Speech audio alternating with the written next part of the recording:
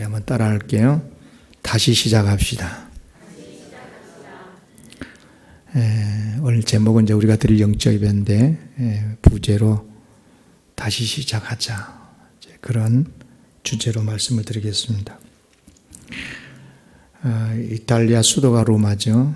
로마에 가면 캐톨릭 본부가 있고요, 교황청 있죠. 그래서 그런지 이런 민담이 오랜 세월 동안 사람의 입에서 입으로 전해오는 이야기가 있는데, 이런 이야기입니다. 베드로의 어머니는 매우 인색했대요. 자기 욕심만 부리고 남을 베풀고 사랑을 베풀고 그런 적이 별로 없었다고 그래요. 그래서 죽어서도 이제 지옥에 갔는데, 나중에 이제 아들 베드로가 가서 보니까 어머니가 천국에는 없고 지옥에 있는 거예요. 아들이 얼마나 마음이 아팠겠어요? 더욱이 이제 어머니도 멀리 지옥에서 천국에 있는 베드로를 알아보고는 구해달라고 애타게 부르짖었습니다. 이제 그러나 주님께서 정해 놓으신 천국과 지옥의 경계를 베드로인들 어떻게 하겠습니까? 아무 말도 못하고 속만 태우고 있는데, 그래도 어느 날 결심을 하고 너무너무 견딜 수가 없어서 예수님께 말씀을 드렸대요. 주님, 제 어머니가 지금 지옥에서 고통을 당하고 있습니다. 제발 긍휼히 여겨주십시오. 그러자 예수님께서 빙그리 미소를 띄우시면서 천사를 불렀습니다. 베드로의 어머니가 세상에서 살 때 정말 선을 행한 것이 하나도 없느냐. 그러자 천사가 장부를 샅샅이 이제 뒤져보더니 이렇게 말합니다. 딱 한 번 있었네요. 언젠가 한 번 밭에서 일하다가 지나가는 거지에게 팥뿌리 하나를 준 적이 있습니다. 그러니까 예수님 말씀을 하셔요. 그렇다면 그 팥뿌리를 가지고 지옥으로 내려가서 베드로의 어머니를 천국으로 데리고 와라.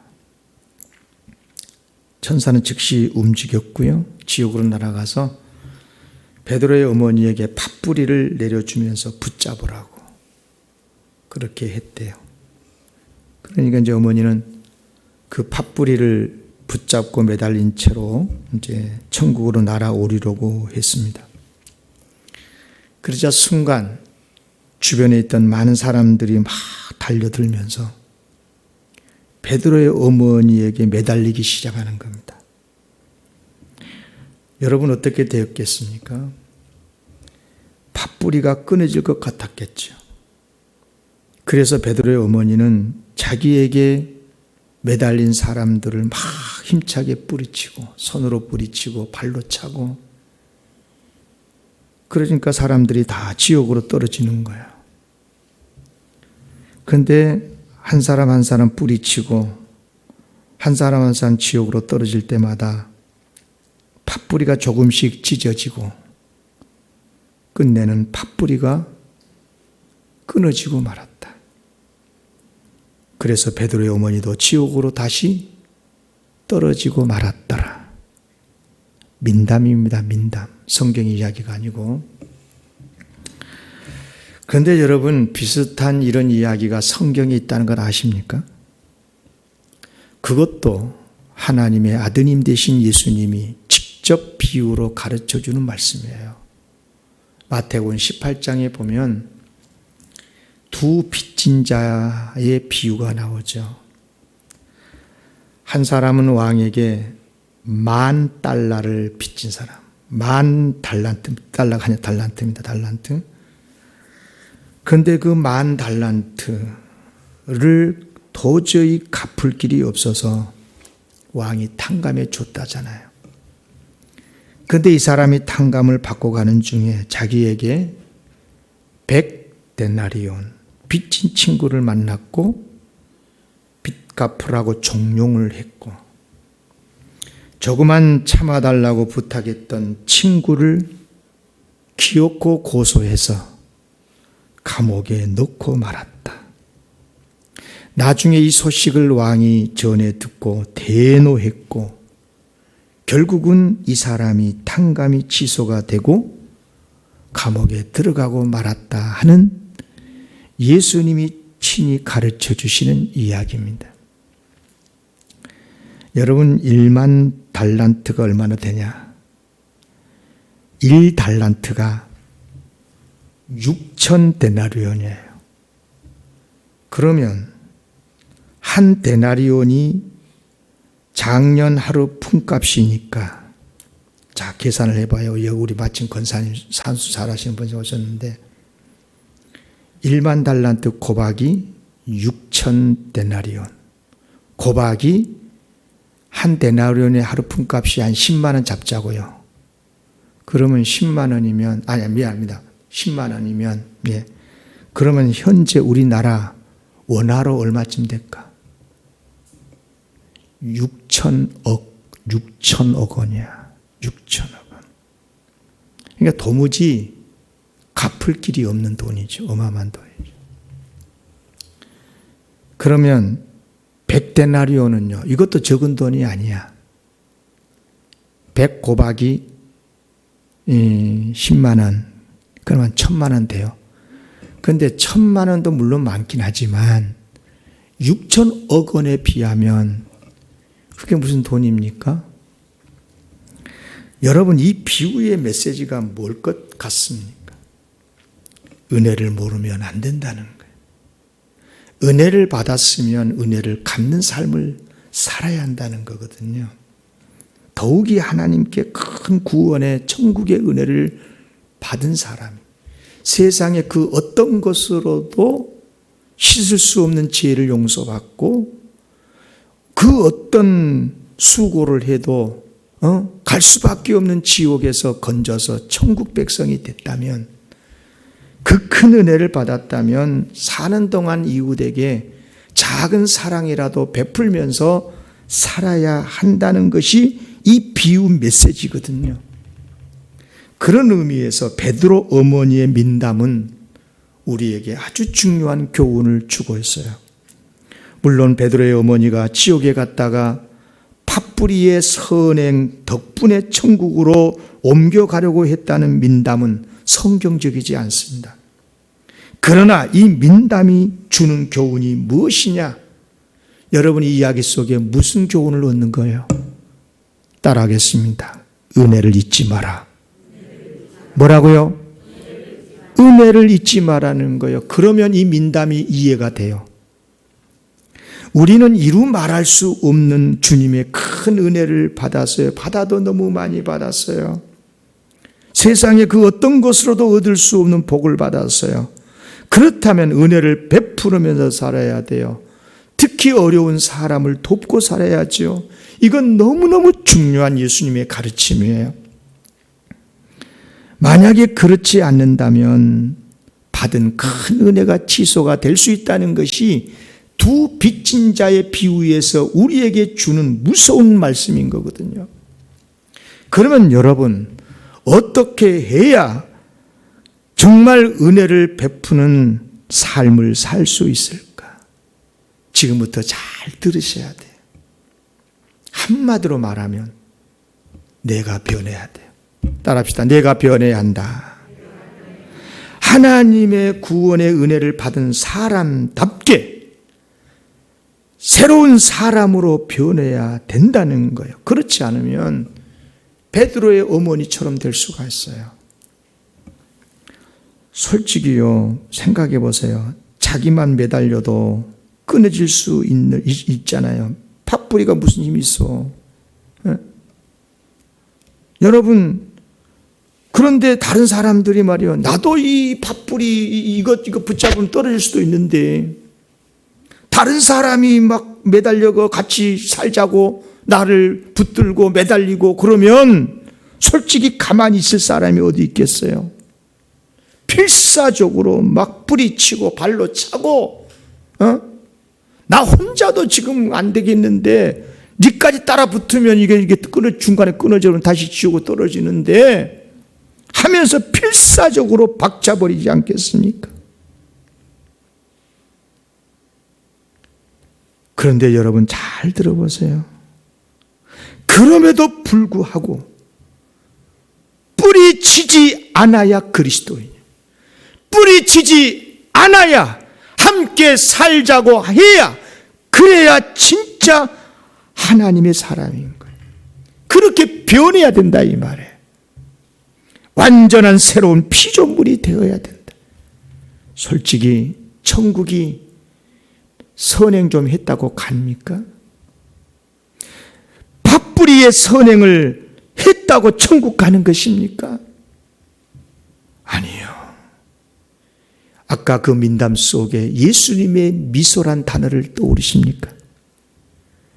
만약에 베드로의 어머니가 지옥에 있다가 천국 갔다면 그것은 예수님의 전적인 사랑의 미소의 은혜지요. 팥뿌리의 선행 때문에 간 게 아니다 이 말입니다. 여러분, 어떻게 사람이 선행으로 천국에 가는 것입니까? 그렇다면 갈 사람 많겠죠. 여러분, 하나님은 우리를 그래서 구원해 주실 때 존재 자체를 바꿔주시는 거예요. 지옥에 갈 수밖에 없는 그 사람을 천국 하나님의 나라의 국적으로 바꿔서 하나님의 나라의 시민이 되게 하시고 천국에 가서 살만한 사람으로 신분을 바꿔준다 이 말입니다. 그 사람의 DNA를 영적인 DNA를 바꿔주시는 거예요. 그래서 하나님은 우리를 구원해 주신다 그럴 때 가장 먼저 하시는 일이 뭐냐? 하나님의 자녀가 되게 해주시는 거예요. 하나님의 나라의 백성, 천국 백성이 되게 해 주시는 거예요. 그 사람이 여전히 부족하고 그 사람이 여전히 죄짓고 사람 구실 못하고 하나님 나라 백성 구실 못하고 그것은 맞지만 그럼에도 불구하고 그의 영혼을 천국 백성으로 삼아 주신다 그 말이에요. 여러분, 하나님의 자녀가 된다는 게 뭐예요? 말 그대로입니다. 하나님의 자녀가 아니었던 사람이 하나님의 자녀로 만들어 준다는 거예요. 네. 그 사람이 하나님의 자녀다운 사람이어서가 아니라, 그 사람이 옳은 사람이라서가 아니라, 그 사람이 하나님의 사랑을 믿고 십자가의 은혜를 믿긴 까닭에, 하나님의 구원의 역사를 믿기 까닭에, 부족하고 죄인임에도 불구하고 그 모든 죄를 씻어주시는 주님의 십자가 안에서 그를 천국 백성으로 바꿔주시는 거예요.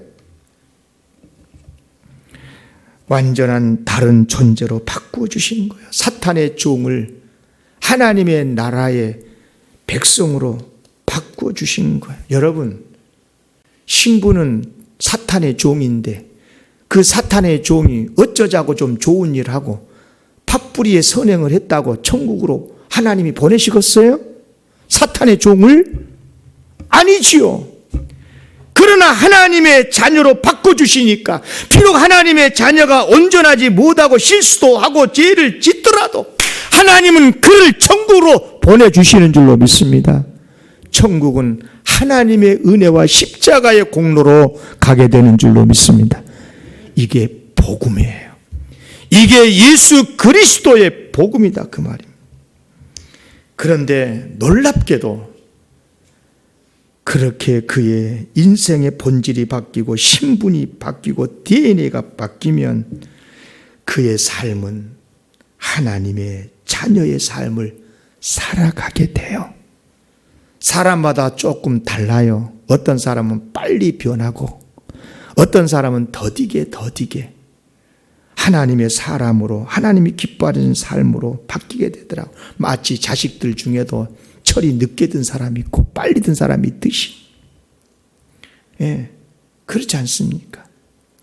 목회를 해보니까 어떤 성도는 빨리빨리 변화가 되고 하나님의 거룩한 사람으로 신실하게 살아가는 사람이 있는가 하면 10년, 20년 모태신앙이라고 그러는데도 들쑥날쑥 정말 힘들게 신앙생활하고 겨우겨우 신앙생활하는 사람을 저는 보거든요.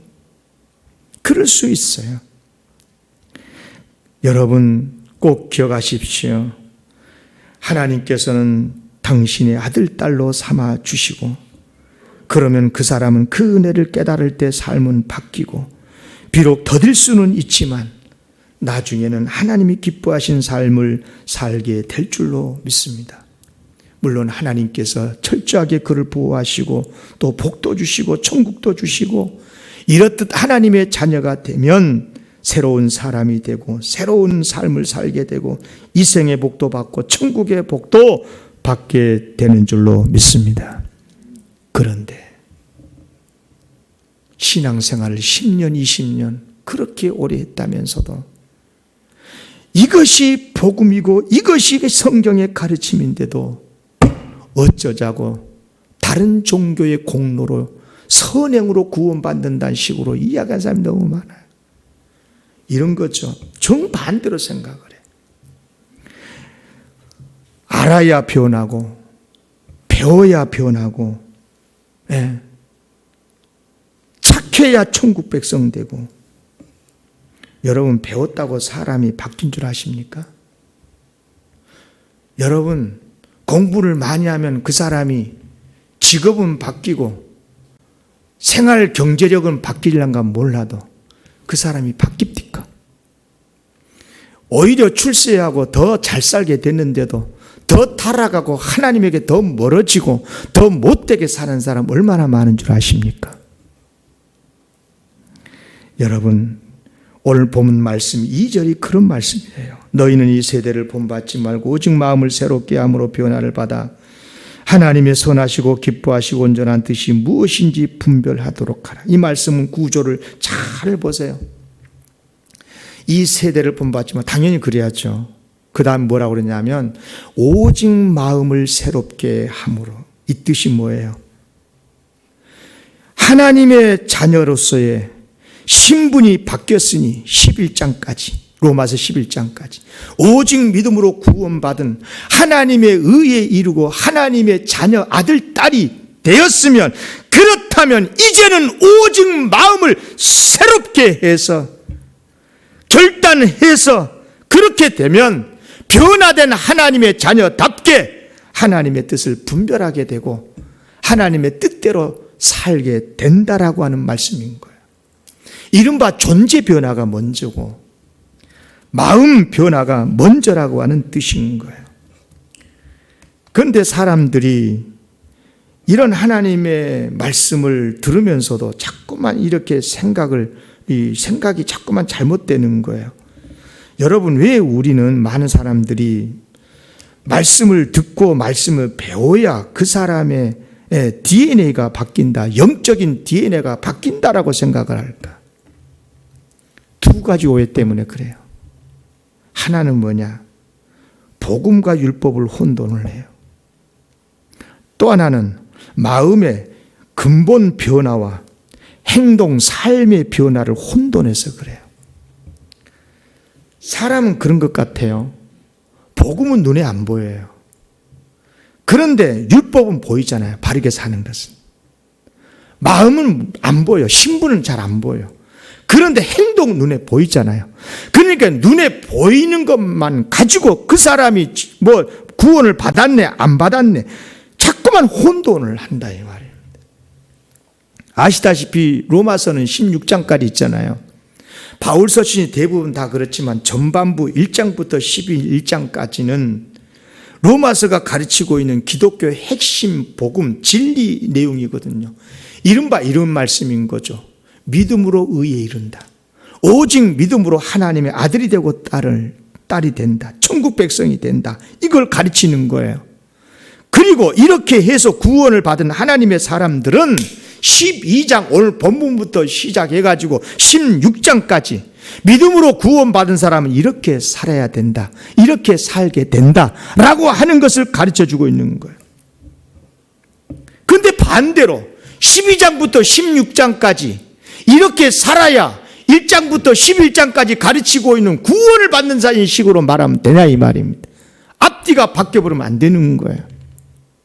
신분이 먼저 새로워지고 그리고 그 신분다운 삶을 살게 된다는 거죠. 여러분 기억하십시오. 사람이 어떻게 하면 바뀝니까? 근본이. 죄인이 의인이 어떻게 되면 어떻게 하면 바뀌고 사탄의 종이 하나님의 자녀가 될 수 있습니까? 오직 예수 그리스도를 믿어야만 되는 줄로 믿습니다. 예수 그리스도를 주님으로 믿어야 구원을 받고 하나님의 백성이 되는 거죠. 존재가 바뀌게 되고 새로운 사람이 되는 거죠. 그리고 그렇게 새로운 사람이 되고 나면 그때부터 이제 마음의 변화가 일어나게 되고 새로운 삶을 살게 된다 이 말입니다. 기억하십시오. 선한 일을 하고 선한 삶을 살기 때문에 하나님의 자녀가 된다고 그러면 솔직히 우리 얼마나 많이 부족합니까?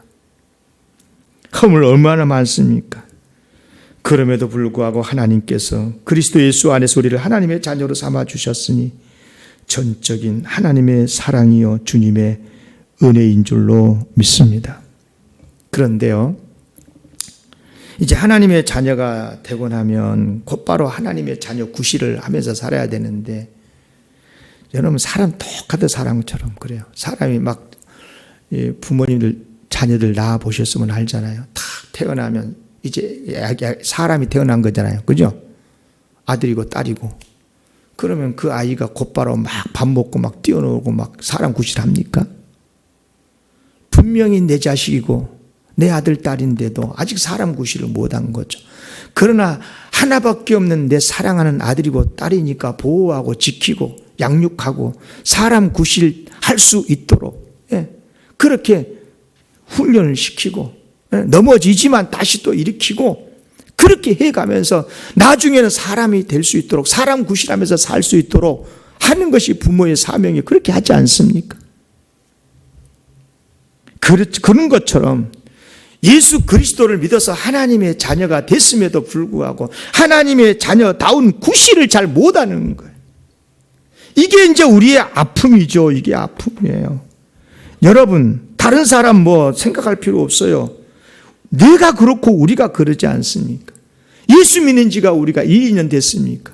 얼마나 오랫동안 하나님을 믿고 하나님의 자녀가 됐다고 그러면서도 여전히 악한 생각을 하고 여전히 죄를 짓고 정말 이 아픈 이야기 아닙니까? 하나님의 사람은 되었는데 아직 하나님의 사람다운 마음은 변하지 못했고 그 삶이 새로워지지 않았다. 얼마나 속상하고 아픈 이야기입니까? 그러나 이거 부정할 수도 없어요. 부정할 수도 없어요. 내가 그렇게 살고 있고 이게 내가 내 모습이 그러니까. 그러면 여러분 어떻게 해야 하나님의 자녀답게 마음도 변하고 삶이 아름답게 변할 수 있을까? 믿는 사람답게 착하게 살고 이웃을 사랑하고 세상에 빛이 되고 소금의 사명을 온전히 감당할 수 있을까? 늘 예수 그리스도를 믿으면 구원받는다. 예수 믿으면 천당 간다. 예수 천당 복음만 들으면 될까? 물론 계속 그 복음도 들어야 하지만 지금부터 잘 들으세요. 여기서 제2의 율법의 사명이 나와요. 계명을 배워야 돼요. 어떻게 사는 것이 하나님의 자녀답게 사는 건지 율례를 배워야 돼요. 말씀으로 훈련을 해야 돼요. 신앙 교육을 해야 되는 이유가 여기에 있는 거예요. 구원받은 하나님의 자녀로서 어떻게 사는 것이 바르게 사는가? 성경이 가르쳐 주는 대로 계명대로 살기 위해서 배우고 훈련하고 그래서 하나님은 때때로 고난 속에 우리를 넣기도 하고 어려움도 주시고 왜? 하나님의 자녀다운 사람으로 사는 자가 되어야 하니까 가만 놔두면 못된 자가 돼버리니까 잘못하면 구원까지 잃어버릴 수도 있으니까 그래서 하나님이 그렇게 하시는 것 아니겠어요? 그래서 여러분 오늘 우리 다시 결단해야 되는 거예요. 다시 결단을 해야 돼. 나는 구원받은 하나님의 자녀야. 나는 예수 그리스도를 믿는 하나님의 영적으로 DNA가 하나님의 천국 백성이 맞다. 그렇다면 이제 나는 하나님의 자녀답게 살아야 되지 않느냐? 그렇게 살겠다 하면서 다짐을 하고 결단을 해야 된다 이 말입니다. 그래요. 정말 나 같은 죄인을 구원해 주시는 하나님의 사랑을 안다면, 나 같은 자를 구원해 주시기 위해서 예수님이 십자가에서 그 몸이 찢기시고 보혈을 흘려 주셨다는 그 사랑 은혜를 안다면, 여러분 하나님을 사랑해야 되지 않겠습니까? 하나님의 말씀대로 살아야 되지 않겠습니까? 사랑하면서 살아야 되지 않겠습니까? 그래서 그것을 깨닫는 사람은 하나님을 위해서 살겠다는 마음을 가지게 되고, 그래서 헌신도 하고 희생도 하고 참아주고 서로 사랑하게 되고 용서도 해주고 원수까지도 용서해 주는 사람이 되더라 그 말인 거예요. 그래요. 이것이 바로 오직 마음을 새롭게 하라는 말씀의 뜻이에요. 그렇다고 해서 완전히 변화까지는 안 되는 거죠. 아무리 하나님의 뜻대로 마음에 다짐을 해도 그래도 마음 한 구석에는 여전히 욕심이 도사리고 있잖아요. 이른바 성경의 표현으로 하면 옛사람이 있어. 옛성품이 있는 거야. 그래서 조금만 환경이 바뀌고 수가 틀어지면 마음이 금세 그냥 화가 나고, 이상한 말도 하고 금세 돌아서고 하나님보다 돈을 더 사랑하게 되고 세상의 가치 유행에 휩쓸리게 되고. 여러분 그러면 그렇게 되니까 가만 놔둬야 됩니까? 그러면 안 돼요. 다시 주님의 사랑을 기억해내야 됩니다. 다시 하나님의 뜻대로 살려고 하는 주님 주신 마음을 붙들어야 되는 거예요. 주님의 십자가를 바라보면서 다시 마음을 다하고 목숨을 다하고 힘을 다해서 하나님 사랑하겠습니다, 이웃을 사랑하면서 살겠습니다 하면서 결심을 해야 되는 거예요. 이것이 바로 마음을 새롭게 함으로 변화를 받아, 그런 뜻인 거예요. 그런데요, 여기서 정말 중요한 것은 이렇게 결단하면요 하나님이 도와주세요. 결단 안 하면 안 도와주셔. 그런데 결단하면 그때 성령이 역사해요. 감동해 주시고요. 마음이 하나님 뜻대로 살려는 마음이 되고요. 하나님의 선하시고 기뻐하시고 온전한 뜻이 무엇인지 말씀을 들을 때마다 분별하게 되고 은혜를 받게 되고, 그래서 말씀의 뜻, 하나님의 뜻대로 바르게 사라지게 돼요. 아멘. 오늘이 그런 시간이 되시기를 바라요. 그래서 로마서 12장 1절 말씀대로 사라지게 되는 겁니다. 그러므로 형제들아, 내가 하나님의 모든 자비하심으로 너희를 권하노니 너희 몸을 하나님이 기뻐하시는 거룩한 산 제물로 드리라. 이는 너희가 드릴 영적 예배니라. 그래서 이 시간 우리 결단합시다. 다시 시작하겠습니다. 하나님을 사랑하고 하나님의 뜻대로 살기를 원합니다. 이것을 말씀의 표로 만든다면 이렇게 만들 수 있을 거예요. 복음으로 새로운 사람 심령이 되고 계명으로 새로운 삶을 살자. 복음으로 하나님을 사랑하고 율법으로 하나님의 뜻대로 세상을 사랑하면서 살자. 그런 뜻이 되는 거예요. 그래서 구약도 성경이고 신약도 성경인 거예요. 비록 민담이기는 하지만 베드로의 어머니는 지옥에서 고통하다가 예수님의 그 미소의 사랑의 은혜로 천국에 갈 수 있는 기회를 얻게 되었어요. 그랬다면 베드로의 어머니는 마음을 결단했어야 돼요. 마음이 새롭게 되었어야 해요. 나 같은 죄인을 지옥에서 거쳐주시니 이제부터는 정말 주님의 선하신 뜻대로 살아야지. 주님의 그 은혜를 감사하면서 결단을 했어야 되고, 그것이 마음이 새롭게 되는 거예요. 그런데 그녀는 마지막 순간에 마음을 새롭게 하지를 못했어요. 그녀는 분명 하나님의 말씀을 들어서 알았을 거예요. 사랑하라. 원수도 사랑하라. 네가 희생해야 된다. 대접받고자 하는 대로 남 대접하고 살라. 그래서 마음을 새롭게만 했다면 그런 말씀이 은혜가 되고 이해가 되고 그래서 하나님의 선하신 뜻대로 바르게 살게 되지 않았겠습니까? 그런데 나 살겠다고, 나만 살겠다고 내게 매달리고 있는 사람을 차버렸던 베드로의 어머니, 만약 그녀가 지옥에서 천국으로 무사히 옮겨갔다고 가정합시다.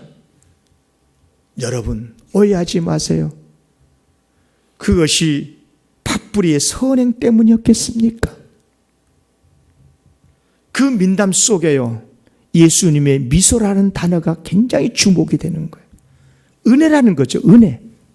주님의 은혜라는 거예요. 여러분 내 몸 하나도 감당치 못하는 그 팥뿌리 선행으로 어떻게 천국에 갈 수가 있습니까? 선행으로 우리가 다른 사람들을 천국으로 인도할 수 있겠습니까? 그럴 수 없어요. 우리는 전적으로 하나님의 은혜로 주님의 사랑으로 천국에 가는 것인 줄로 믿습니다. 이것을 알았다면 나도 좀 천국에 같이 가자 하면서 나에게 매달려 제발 나 좀 같이 가자고 그렇게 했다면 밀쳐내지 않았을 겁니다. 아니 못했을 것입니다. 주님의 십자가의 은혜를 깨달은 사람은 절대 그렇게 살지 못하거든요. 나 살겠다고 남을 죽이는 일을 못하거든요. 반대로 그래, 나는 그냥 차라리 지옥에 있고 네가 먼저 가라. 그러면 네라도 가라. 이것이 진짜 구원받는 사람의 모습이 아니겠습니까?